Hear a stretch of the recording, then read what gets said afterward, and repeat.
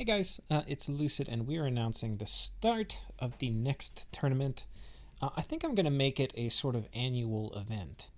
And this last one started in November of the previous year, so this is a little early to be announcing it, but I'm going to be changing the structure, so I think it will all line up about the same as it did last year. There's some things that I think we did pretty well in the tournament, and there's definitely some changes I want to make. So first I'm going to talk a little bit about we'll talk about some of the problems, I think, with the structure. There were a few problems. The first one was in the round one games. We had 8 players in each game. It seems like a nice even number. Unfortunately, for map design, it ended up giving us a pretty horrible 4x2 configuration, which resulted in really weird diplomacy. The other feature that was rather odd for round one was we had 2 people going from the basically each game to the finals. The reason we did that was because I wanted to have a sizable finals game, and I was a little worried that we could fill up all the slots to have a sizable finals by only taking winners. Because if we only take winners, the number of players in the finals, we have to have that many lead up qualifiers.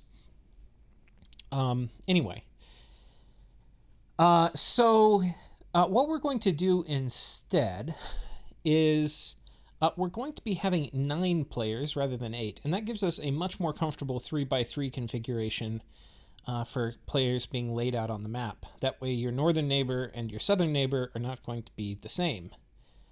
So anyway, that is one of the improvements. The second thing is we are only going to be having, and this related to the first comment, only going to be having one person progressing from each game to the finals. So it will be much more cutthroat. There will be no real coalitions between player 1 and player 2 to make it out of that round. So that will be an improvement. What it's going to mean, though, is it's going to mean we're going to need to have more people in the games. Basically the first round, we're going to need to have more games to have a sizable finals match.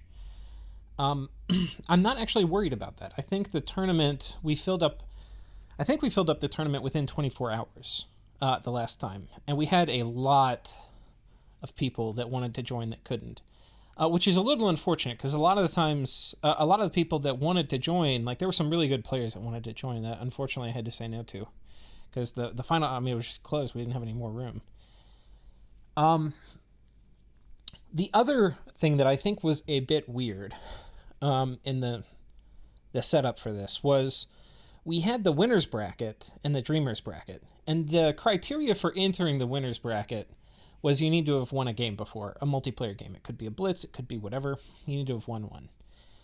The criteria for entering in the dreamer's bracket was nothing. You could just, if you wanted to join, you could. And the nice thing about this is if it made the round 1 games more balanced because you wouldn't have a mixture of people who don't really know what it takes to win a game. You wouldn't have them mixed in with people who've won a game before in the same game. So the round 1 games should be better, which should produce higher quality finals. Unfortunately, though, what it kind of ended up meaning too is that the skill level that it takes to win a game where everybody else in the game has won games before is a lot higher than the skill level it takes to win where nobody else has won a game before. So while it gave us a more balanced round 1, I think it gave us a less balanced finals, which is what you got to see in the videos. But I think everybody in it still did a pretty good job. Even the people who were, who had many fewer hours experience who were from the Dreamers bracket. But I think we can improve on this. I like the entrance criteria of the winner's bracket, where we're going to have people who've at least won one game before. And I also like the criteria for the Dreamers bracket. But I don't really like that, how it's structured. So I think what we're going to do is in November, we're going to have the main, and let me show you a graphic. In November, we're going to have the main kickoff for the tournament. And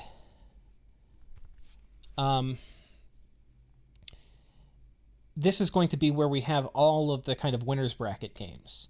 What we're going to be doing the sign up for now is for people who want to get in for the Dreamers bracket part. And the idea is we're going to have the same criteria to get into the winners bracket come November. But people who have joined the Dreamers bracket during this sign up, the winners from it, well, obviously they'll be automatically signed up and guaranteed a spot in the winners bracket because they will now qualify that because they've won a game.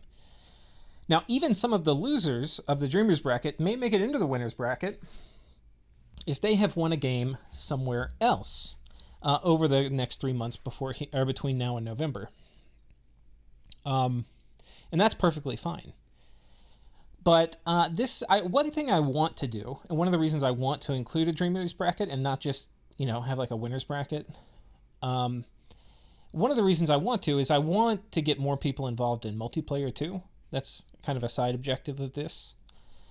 So if you've just been playing single player and you want to get your kind of toes dipped into the water of multiplayer, this is a great time to sign up, see how you do, throw in your hat with the big boys. And sign up will get you in a Dreamers game. And that'll probably take about 3 months to play out. These 9-player games typically don't last that long. And then come November, we'll be ready for the finals. For the winners bracket rounds. Now, when we get to November, and this could change, I'll probably do another announcement video to kind of remind people to sign up. But my goal is going to have at least 9 games of 9 players, and that will guarantee that we can at least have a 9-player game in the finals. I don't think this will be hard. I think we can do it. And I think if we do that, we'll have a bit more competitive of a finals. And we're going to keep a lot of the same rules that we had for each of these games. We're going to keep the same mods that we had on, which I think is improved casting AI, my thematic Gym Gen mod, and Worthy Heroes. Anyway, I think we're going to keep those same ones. We're also going to keep the same banning criteria, which is everybody gets a vote to ban a nation, and if a nation receives 2 ban votes, then it will be banned. So we're going to do that. I think those are the main sticking points. The eras will be random for each game. And otherwise it's going to be pretty similar. But I think this would be a pretty important structural change. One thing I will probably do too is I'll probably do a highlight reel because right now y'all didn't get to see on YouTube any of the happenings in the winners games or in the Dreamers games that led up to the finals. What I'll probably do is ask players if they have turns that are really interesting to save them, to make like a little folder. And I'll probably just do like a highlight reel where I show some cool stuff that happened in each of the games. But we'll see. Anyway, I think that'll be a kind of tiny change for how this gets put up on YouTube. And that's basically going to be it. So there's one other thing I just want to mention as part of all this, and that is the Steam user charts. So if we go back to when the game was released in November of 2017, you can see a lot of people play. Everybody basically who was into Dominions started playing it. From a new Dominions gets released. All the people who had played it Dominions 4 are going to pick it up, and then it's got it's getting advertised by Steam more. Anyway, it drops down pretty quick.